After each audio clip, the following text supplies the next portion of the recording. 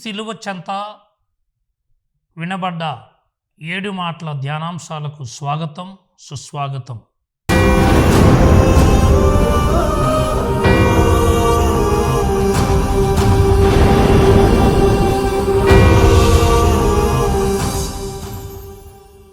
యేసు శిలువ చెంత వినబడ్డ 2వ మాట. లూకా శుభవార్త 23వ అధ్యాయము 42వ వచనం. యేసు వంకకు తిరిగి, యేసు, నీవు నీ రాజ్యములో ప్రవేశించినప్పుడు నన్ను జ్ఞాపకముంచుకొనుము అని విన్నవించెను. క్రీస్తునాథుని యందు మిక్కిలిగా ప్రేమించబడుతున్న ప్రియ సహోదరి సహోదరుడా, యేసుక్రీస్తు ప్రభు కల్వరి కొండలో, కల్వరి గిరిపైన ప్రత్యేకముగా 2 దొంగల మధ్యన సిలువ వేయబడ్డారు. దొంగలతో ఉన్నాడు. ఇంకా మనం చూసినట్లయితే కుష్ఠరోగుల మధ్యన కూడా యేసుప్రభు జీవించాడు. వారికి స్వస్థతనిచ్చాడు. నేను పాపుల కోసం వచ్చానన్నటువంటి ఆ యేసుప్రభు వీళ్ళు దొంగతనం అనే పాపము చేసి మరి మరణశిక్షణకు గురయ్యేటప్పుడు నేను మీకు తోడుగా ఉంటాను అని యేసుప్రభు మరి దొంగల మధ్యన ఒక క్లిష్టమైన పరిస్థితుల్లో కూడా వారికి అండగా ఉన్నాడు. ఇక్కడ మనము గమనించాలి, ఈ దొంగల మధ్యన ఉన్నటువంటి యేసు ప్రభు వారి వలె చెడుగా మాట్లాడలేదు. యేసుక్రీస్తు ప్రభుకి ఈ మంచి దొంగ అంటాం మనం. ఇతడు తను ఏం చేశాడో తనకు తెలుసు. తను తప్పు చేశాడు, దొంగతనం చేశాడు, అందుకే ఈ శిక్ష. కానీ ఏ నేరము చేయనటువంటి ఈ నిరపరాధిని ఎందుకు శిక్షిస్తున్నారు? ఇతడు ప్రార్థనలు చేస్తూ ఉన్నాడు, ఇతడు మౌనముగా ఉంటూ ఉన్నాడు. మరొక పక్క ఉన్నటువంటి దొంగ మట్టుగా యేసు ప్రభుని, నీవు రాజువు కదా, రాజువు అయితే సిలువ నుంచి నిన్ను నీవు రక్షించుకో, మమ్మలను కూడా రక్షించనంటున్నాడు. కానీ ఈ దొంగ ఎంతగానో పశ్చాత్తాపడి ఉండవచ్చు. యేసు ప్రభును చూసి ఈ విన్నప ప్రార్థనను చేస్తూ ఉన్నాడు. మరి యేసు ప్రభుని హృదయానికి ఇతని యొక్క మాటలు తాకావి. అందుకనే యేసు ప్రభుకి ప్రార్థన చేసినటువంటి వెంటనే యేసు ప్రభు సమాధానముగా మరి ఒక గొప్ప బహుమానాన్ని, పరలోక రాజ్యాన్ని ఇస్తూ ఉన్నాడు. లూకా సువార్త 23వ అధ్యాయము 43వ వచనంలో యేసు వానితో, నేడే నీవు నాతో కూడా పరలోకమున ప్రవేశించదవు అని నీతో నిజముగా చెప్పుచున్నాను అనెను. అవును ప్రియ క్రైస్తవ సహోదరి సహోదరుడా, నీవు క్రీస్తుకి విన్నప ప్రార్థన మనస్ఫూర్తిగా మనసు విప్పి చేసినట్లయితే తప్పకుండా దేవుడు నిన్ను దీవిస్తాడు, నీ యొక్క ప్రార్థనను ఆలకిస్తాడు. సుంకరి పరిసయుడు కూడా దేవుని ఆలయానికి వెళ్ళారు. సుంకరి దేవుని సన్నిధికి వచ్చేటప్పుడు దేవునికి ఇవ్వాల్సినటువంటి ఆ యొక్క భావమును, పూజ్య భావమును, లేక మోకాళ్ళు వంచి కానీ లేకపోతే చేతులు జోడించి కానీ కాకుండా అతడు నిల్చొని అందరికీ వినబడేటట్లు అందరూ తన్ను చూడాలి, తన్ను గుర్తించాలి. చాలామంది మన ప్రార్థనలో కూడా ప్రజలందరూ కూడా నా మాటలు వినాలి, నా పాటలు వినాలి అని యూట్యూబ్లో కానీ ఇంకా ఇతరితర మాధ్యమాల్లో కానీ వారి యొక్క పేరు ప్రతిష్టల కోసం చేస్తారు. కానీ ఇక్కడున్నటువంటి ఆ యొక్క సుంకరి చాలా చక్కగా ప్రార్థన చేశాడు. కానీ పరిసయుడు మట్టుగా, ప్రభువా నీకు ఇది ఇస్తున్నాను, అది ఇస్తున్నాను, నేను ఇన్ని ఉపవాసాలు ఉంటున్నానని తన యొక్క స్వడబ్బ అనగా తనకు తాను గొప్పలు చెప్పుకుంటున్నాడు. కానీ పౌలు గారు అంటారు, ఎవడైనాను గొప్పలు చెప్పుకోదలచిన ఎడల అతడు సిలువ వేయబడిన క్రీస్తునందు మాత్రమే గొప్పలు చెప్పుకోవాలి. నా దేవుడు నాకు ఇచ్చేశాడు, అంతేగాని నేను ఇది చేశాను, నేను అది చేశాను, నేను అన్ని కట్టాను, ఇన్ని కట్టాను, అది ముఖ్యము కాదు. నీవు క్రీస్తుని పోలి జీవించాలి, క్రీస్తును ఆదర్శముగా తీసుకునాలి. ఈ దొంగవాడు క్రీస్తు ప్రభువులో ఉన్నటువంటి ప్రత్యేకతను గ్రహించాడు. అందుకనే ఓ యేసు, నీవు నీ రాజ్యములో ఒక దొంగవాడు, మరొక దొంగవాడు, ఇద్దరు ఉన్నారు, మధ్యలో ఇతడు ఉన్నాడు. దొంగల మధ్యన మరి క్రీస్తు ప్రభు ఉన్నాడు. వారికి వాదార్పణిస్తూ ఒక చక్కని మాటను పలికారు. ఈరోజే, ఇప్పుడే నీవు నాతో పాటు ఆ పరలోక రాజ్యములో ప్రవేశిస్తావు. కనుక మనము కూడా ఆ పరలోక రాజ్యము వెళ్ళాలంటే మనము కూడా దేవుని అర్థం చేసుకోవాలి, దేవుణ్ణి ప్రేమించాలి, దేవుణ్ణి నమ్మాలి, దేవుణ్ణి విశ్వసించాలి. ప్రియా క్రైస్తవ సహోదరి సహోదరులారా, అసలు ఏంటి? చచ్చిపోతాడని తెలుసు, యేసు ప్రభు కూడా చనిపోతాడని నాకు తెలుసు. ఒక చచ్చిపోయేవాడు మరొక చనిపోయే వారిని నిత్య జీవం అడుగుతూ ఉన్నాడు. నీ రాజ్యము, మన బైబిల్లో మనం చూస్తాం, పరలోక జపంలో, పరలోకమందున్న మా యొక్క తండ్రి, మీ నామం పూజింపబడునుగాక, మీ రాజ్యం వచ్చునుగాక. అసలు యేసుక్రీస్తు ప్రభు ఈ లోకానికి వచ్చినదే తండ్రి యొక్క రాజ్యం, ఆ పరలోక రాజ్యము, ఆ సత్య రాజ్యము, ఆ నిత్య రాజ్యము, ఆ ప్రేమ రాజ్యం. ఈ దొంగవాడు అన్ని దొంగ పనులు చేశాడు. అందుకనే చివరికి దొరికాడు, మరణశిక్షణకు గురయ్యాడు. శిక్షను అనుభవిస్తున్న సమయంలో తను చేసినటువంటి తప్పును గ్రహించాడు. మనము కూడా పొరపాటున ఏదో కొన్ని తప్పులు చేస్తాం. ఇది తప్పు అని మన పెద్దలు చెప్పొచ్చు, లేకపోతే నీతో ఉన్నవారు చెప్పొచ్చు, నిన్ను కన్న తల్లిదండ్రులు చెప్పవచ్చు. కనుక మనం ఆలకించాలి. నేటి సమాజంలో ఇతరుల మాటలు మనం లెక్క చేయకుండా ఉన్నాము. మరి దొంగవాడు యేసుప్రభు గురించి విన్నాడేమో, లేక ఇప్పుడు యేసుప్రభుని కనులారా చూశాడు, తన వలె అతడు కూడా బాధలు పొందుతున్నాడు. కానీ యేసుప్రభులో తప్పు లేదు, తనలో అనేక తప్పులు ఉన్నాయి.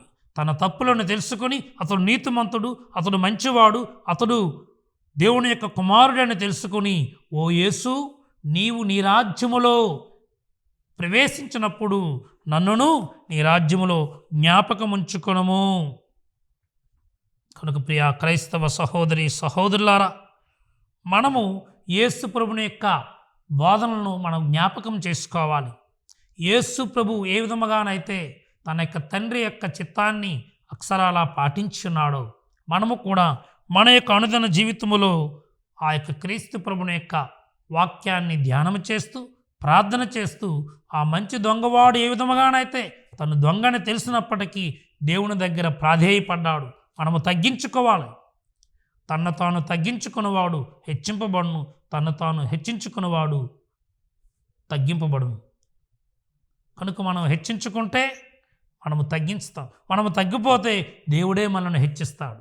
కనుక మనం చాలాసార్లు మనము తగ్గడానికి అది చిన్న చిన్న సమస్యలు పెద్ద సమస్యలుగా, మరి ఒక విధ్వంసంగా మారడానికి కారణము మన కుటుంబంలో ఉన్నటువంటి మన తల్లిదండ్రులు కావచ్చు, లేకపోతే అత్తాకోడలు కావచ్చు, అన్నదమ్ములు కావచ్చు, అక్క చెల్లెలు కావచ్చు. ఈ విధముగా మనము చీటికి మాటికి కూడా ఆ యొక్క గోరుతో పోయేది గొడ్డలతో పోయే విధముగా అంత ఎక్కువగా రాద్ధాంతాలు వస్తున్నావంటే మనలో ఆ తగ్గింపు లేదు. కనుక ప్రియా క్రైస్తవ సహోదరి సహోదరులారా, ప్రత్యేకముగా ఈ యొక్క దొంగవాడు సిలువ మీద మరణిస్తూ తన ఆత్మను రక్షించుకున్నాడు. మనము కూడా యేసుక్రీస్తు ఈ లోకానికి వచ్చింది దేనికి? తన ఆత్మను తాను రక్షించుకొని మనందరి యొక్క ఆత్మలను దేవుని సన్నిధికి తీసుకుని వెళ్ళాలి. నేను మంచి కాపరిని, మంచి కాపరి తన గొర్రెల కొరకు తన ప్రాణమును కూడా ఇయ్యును. మోక్షమునకు పోవు ద్వారమును నేనే మార్గమును, నేనే సత్యమును, నేనే జీవమును అన్నటువంటి ఆ యేసు ప్రభుని మనము ప్రత్యేకముగా మరి ప్రార్థన చేస్తూ అనుదినము అనుక్షణము కూడా ఈ తపస్కాలములో, శుక్రవారం మనం సిలువ మార్గం చేస్తే సరిపోదు, లేక బుధవారం మనం సిలువ మార్గం చేస్తే సరిపోదు, లేకపోతే ప్రతిరోజు కూడా ఈ 40 దినాలు నేను చక్కగా ఉపవాసము చేస్తే సరిపోదు. మనము యేసు ప్రభు యొక్క వాక్యాన్ని ధ్యానము చేస్తూ, మననము చేస్తూ, ఆ యేసు ప్రభు యొక్క అడుగుజాడల్లో నిరంతరము నడవడానికి ప్రయత్నం చేసినప్పుడు యేసు ప్రభు శిలువ మీద పలికినటువంటి ఆ రక్షణ భాగ్యాన్ని మనము కూడా పొందడానికి అవకాశం ఉంటుంది. మనము కూడా ఆ పరలోకంలో చేరడానికి అవకాశం ఉంటుంది. అందుకని శిలువ గురించి ఒక భక్తుడు ఇలా అంటాడు: విలువలేని శిలువ నాడు, క్రీస్తు మరణానికి పూర్వం ఆనాడు, బహు విలువగల శిలువ నేడు, క్రీస్తు కరుణ శకంలో ఈనాడు.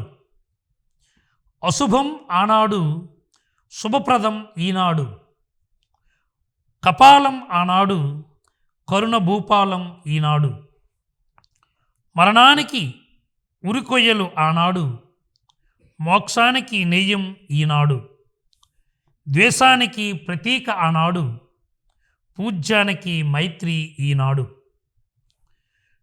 నిత్య మరణం ఆనాడు, నిత్య జీవన శరణం ఈనాడు. శిలువ చరిత్ర మారింది, తిరగబడింది, మలుపు తిరిగింది. మరణము నుండి మహోన్నత స్థానానికి ఈ శిలువ. ఇది అద్భుతము కాదా? సూచక క్రియ కాదా? పాపం పశ్చాత్తాపముగా మారింది. అపజయం జయంగా విజయకేతనం ఎగురవేసింది.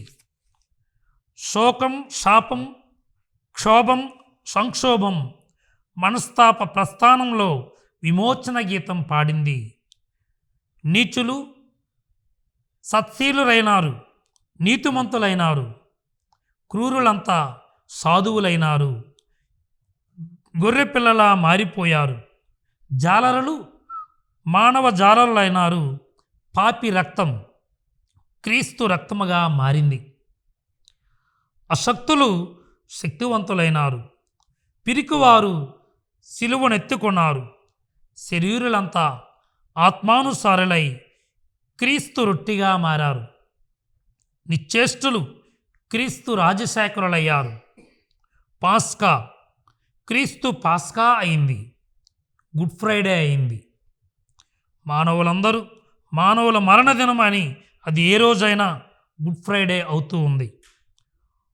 మహోదయం అయింది, శుభ శుక్రవారం అయింది. చావు రూపురేఖలు వెలుగు రూపురేఖలైనవి, మరణం ఛాయల నీడలు మోక్షపు వాకిలి జాడలయ్యావి. కనుక ఈ శిలువ ధ్యానాలలో మనము ప్రత్యేకముగా యేసు ప్రభుని ఆ యొక్క మంచి దొంగవాడు, పశ్చాత్తాపం చెందినటువంటి దొంగవాడు ఏ విధముగానైతే తన యొక్క జీవితాన్ని ఆత్మపరిశీలన చేసుకున్నాడో, నీవు నేను కూడా ఆ శిలువ మరణానికి దగ్గరవుతున్న కొలది మన యొక్క స్థితిగతి, మన యొక్క ఆత్మ పరిస్థితి, మన యొక్క జీవిత విధానం దేవునికి దగ్గరగా ఉందా లేక దేవునికి దూరముగా ఉందా? నిన్ను నీవు తగ్గించుకుని ఉన్నావా లేక నిన్ను నీవు హెచ్చించుకొని నీ యొక్క జీవితాన్ని సైతానికి మరి దగ్గరగా ఉంటున్నావేమో, సైతాను యొక్క పనులకు నీవు ఆకర్షితుడు అవుతున్నావేమో. ఆత్మపరిశీలన చేసుకుందాం.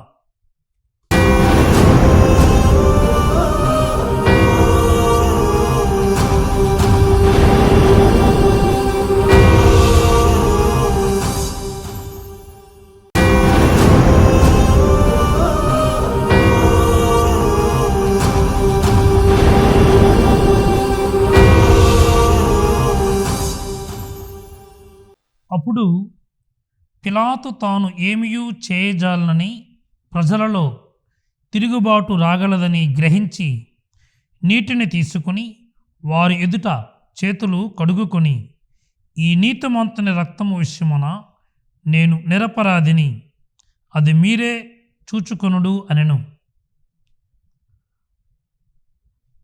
క్రీస్తునాథుని యందు మిక్కిలిగా ప్రేమించబడుతున్న ప్రియ సహోదరి సహోదరుడా, మత్తయి సువార్త 27వ అధ్యాయము 24వ వచనములో పిలాతు కూడా యేసు ప్రభువులో ఎటువంటి పాపము లేదు అని గ్రహించి తన చేతులను తాను కడుక్కొని మరి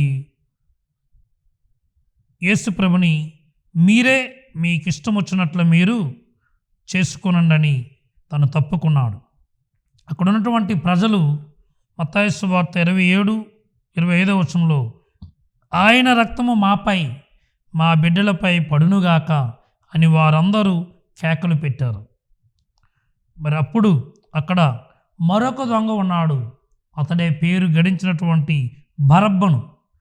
మరి బరబ్బను విడుదల చేసి యేసును కొరడాలతో కొట్టించి సిలువ వేయుటకు వారికి అప్పగించాడు.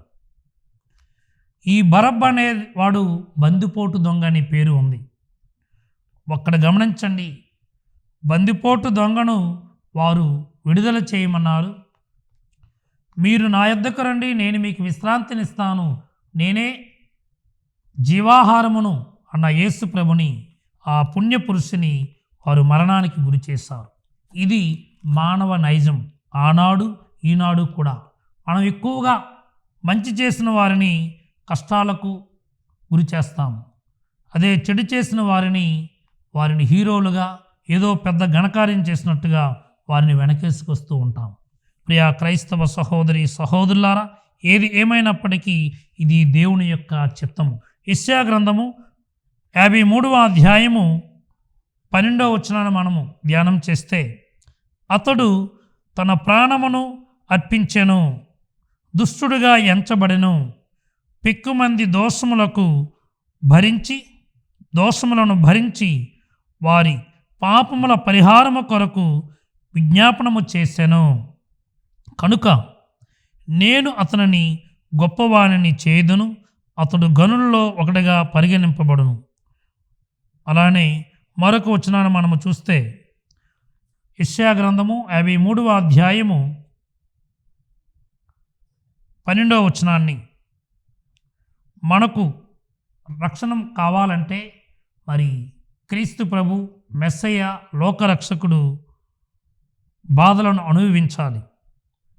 ఒక గొర్రె పిల్ల వలె తన యొక్క జీవితాన్ని, తన యొక్క ప్రాణాన్ని అర్పించాలి. 5వ వచనం చూస్తే, కానీ అతడు మన తప్పిదముల కొరకు గాయపడెను, మన పాపముల కొరకు నలిగిపోయెను, అతడు అనుభవించిన శిక్ష ద్వారా మనకు స్వస్థత కలిగెను, అతడు పొందిన దెబ్బల ద్వారా మనకు ఆరోగ్యము చేకూరెను. కనుక క్రీస్తు రక్తము విలువైనది, మన పాపదోషముల నుండి మనల్ని రక్షించింది. కనుక క్రీస్తు ప్రభు చిందించిన ఆ రక్తము ద్వారా నీవు నేను కూడా రక్షింపబడుతున్నాము. అందుకనే యేసు ప్రభుని మన యొక్క తోడుగా చేసుకుందాం. మనకి ఎటువంటి భయము దిగులు ఉండకుండా ఉంటుంది. అందుకనే ఒక భక్తుడు ఈ విధముగా మరి పాడుతూ ఉన్నాడు, నా తోడుగా యేసు నీ ఉండగా, నా తోడుగా యేసు నీ ఉండగా, భయము దిగులు నాకెందుకు, ఇలలో భయము దిగులు నాకెందుకు, నా తోడుగా యేసు నీ ఉండగా. మిత్రులే శత్రువులైనా, అందరిలో ఒంటరినైనా, మిత్రులే శత్రువులైనా, అందరిలో ఒంటరినైనా, నా ఆత్మకాపరిగా నీ ఉండగా, నాకు కలతెందుకు, నాకు భీతెందుకు, నాకు కలతెందుకు, నాకు భీతెందుకు. జై జై యేసు రాజా, జై జై క్రీస్తు రాజా, నా తోడుగా యేసు నీ ఉండగా, నా తోడుగా యేసు నీ ఉండగా, భయము దిగులు నాకెందుకు, ఇలలో భయము దిగులు నాకెందుకు. కనుక ప్రియ క్రైస్తవ సహోదరి సహోదరుడా, ఆ దొంగవాడు యేసు ప్రభులో ఒక ప్రత్యేకతను చూశాడు. అదే ఇతన్ని నమ్ముకుంటే నాకు ఆ యొక్క పరలోక భాగ్యం, ఆ నిత్య జీవం వస్తుంది. ఎందుకంటే ఇతడు ఏ ఒక్క కోసాన కూడా ఇతరులను తిట్టలేదు, ఇతరులను దూషించలేదు. ఆ శిలువ మీద అనేక బాధలు నేను పొందేటప్పుడు నేను దూషించాను, నేను నా తల్లిదండ్రులను శపించాను. కానీ ఇతడు ఒక్క మాట కూడా, ఒక్క చెడ్డ మాట కూడా పలకకుండా ఉన్నాడు కనుక అతన్ని నేను ప్రార్థన చేస్తాను, అతన్ని వేడుకుంటాను అని అతని యొక్క అనుచరునిగా ఆ సిలువ మీదే మరి మారు మనసు పొందాడు. చిట్ట చివరికి పరలోక భాగ్యాన్ని సంపాదించుకున్నాడు. కనుక ఈ లోకంలో ఉన్నటువంటి నీవు నేను ఎంతవరకు, ఈ లోకములో నీవు ఎన్ని సంవత్సరాలు క్రైస్తవునిగా జీవించావన్నది ముఖ్యం కాదు, కానీ ఎంత చక్కగా క్రీస్తు ప్రభుని యందు విశ్వాసం ఉంచి బైబిల్ గ్రంథాన్ని ధ్యానం చేస్తూ మరి కీర్తన 100వ కీర్తన మనం చూసినట్లయితే, దుష్టుని యొక్క ఆలోచనలతో మరి పాలు పంచుకొనక విందు వినోదాలతో ఉండగా దేవుని యొక్క ధర్మశాస్త్రాన్ని అనగా నేటి ఈ బైబిల్ గ్రంథాన్ని ధ్యానం చేస్తారో వారు తప్పకుండా మరి ఏటు ఒడ్డున నాటబడినటువంటి వృక్షం వలె ఆ యొక్క పచ్చగా కలకాలము కూడా మరి ఉంటూ అనేక మందికి ఆదర్శాన్ని, అనేక మందికి మరి క్రీస్తు యొక్క మార్గాన్ని చూపెడతారు. ఈ మంచి దొంగ కూడా మనకి ఒక ఆదర్శమైనటువంటి వ్యక్తిగా మారాడు. ఈ లోకంలో ఉన్నటువంటి నీవు నేను ఎంతవరకు ఆ క్రీస్తు ప్రభుకి వేడుకుంటున్నాం. చాలాసార్లు మనము ఎవరో చెప్తే వింటాము, కానీ మనగా స్వతహాగా నీవెప్పుడైనా కాళ్ళు వంచి జోడించి, చేతులు జోడించి నీవు నీ కుటుంబ సభ్యులతో కలిసి లేక ఒంటరిగానైనా విన్నప ప్రార్థన చేశావా? ఇతరుల గురించి వేడుకున్నావా? లేకపోతే నీ గురించి నీవు ప్రార్థన చేసుకున్నావా? దయగల సర్వేశ్వర, ఇక్కడ గుమ్ముకూడిన లేక ఈ వాక్యాన్ని దివ్యవాణి ద్వారా ఆలకిస్తున్న ఈ యొక్క బిడ్డలందరినీ ప్రత్యేకంగా ఆశీర్వదించండి. మాట్లాడే దేవుడు నీవు ప్రభువా, మా యొక్క మాటలను మీరు ఆలకించండి. మాకు కావలసినటువంటి ఆత్మ పరిశీలన చేసుకుని ఆ యొక్క విచక్షణ జ్ఞానమును దయచేయండి. మా దేవుడివైన నీవు మా కోసం ప్రాణత్యాగము చేశావని, మరి దొంగల మధ్యన మీరు మరణించి మరి పాప కోపములో కూరుకుపోయినటువంటి ప్రతి ఒక్క వ్యక్తిని కూడా సత్య మార్గములో, మోక్ష మార్గములో, ప్రేమ మార్గములో నడిపించే నాదుడవు, ప్రభుడువు నీవే ప్రభువా. ఈ ధ్యానాలలో, ఈ తపస్కాలాలలో ప్రత్యేకముగా నీ మరణ పునరుత్థానాలను మేము ధ్యానం చేసుకుంటూ ప్రతిదినము కూడా ఇంటి ప్రార్థన, విన్నప ప్రార్థన, మరి కుటుంబ సభ్యులతో కలిసి లేక వ్యక్తిగతముగా కూడా నేను నిన్ను ప్రార్థన చేసుకునే ఆ మంచి గుణగణాలను మాకును మా కుటుంబీకులకు దయచేయండి. అలానే మా యొక్క పీఠాధిపతులను, గురువులను, మా ఫ్రాన్సిస్ పాపు గారిని, సకల కన్యాస్త్రీలను, సకల విశ్వాసులను దీవించి కాచి కాపాడమని, మేము ఇతరుల కొరకు ప్రార్థన చేసే ప్రార్థనా వీరులుగా మేము మారే విధముగా మమ్మల్ని దీవించమని, మా క్రైస్తవుల సహాయమాత, వ్యాకుల మాత, నీ కుమారుని యొక్క శ్రమలలో నీవు భాగం పంచుకున్నావు. మా కష్టాల్లో కూడా మమ్మల్ని దీవించి కాచి కాపాడమని మీ దివ్య కుమారుడైన సిలువుదారైన యేసును ప్రార్థన చేయండి. ఈ మనవలన్నింటినీ సిలువుదారి అయిన యేసు నామమున అడిగి వేడుకొనుచున్నాము తండ్రి. ఆమెన్.